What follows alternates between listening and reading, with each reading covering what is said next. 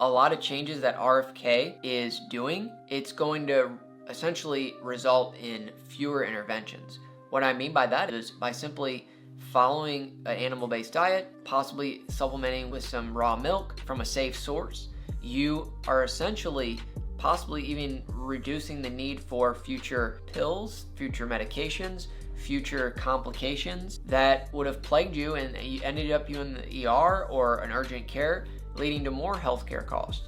Processed foods out of our diets, get them out of our kids' diets as well. There's a lot of artificial flavorings, there's a lot of artificial dyes, there's a lot of seed oils in these processed foods that are causing inflammation in our kids, and they're going into figuring out what companies are doing this and getting them to make real change. Because when you go to the grocery store, you really have to wonder, we see all these cardboard boxes, we see all these canned foods, and are they really supposed to be there? And the answer is no. They are filled with preservatives, dyes, pictures on boxes to make us buy. And then when you start shopping the outskirts of the grocery store, fresh produce, fresh meat, eggs, chicken, beef, and that's what we should be eating because it's got one ingredient. It's the one ingredient diet.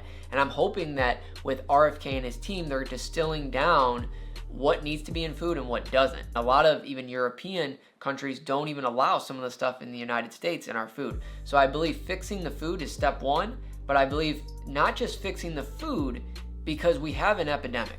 So fixing the food is going to do one thing, but you need these GLP-1 peptides to coincide almost synergistically while, yes, we're fixing the food, but we need to get down on the weight and we need to bring people down off their weight, get them out of the pre-diabetic phase, get them out of a pre-hypertensive phase where they're having those elevated blood sugars, having that brain fog, they're having that elevated blood pressure.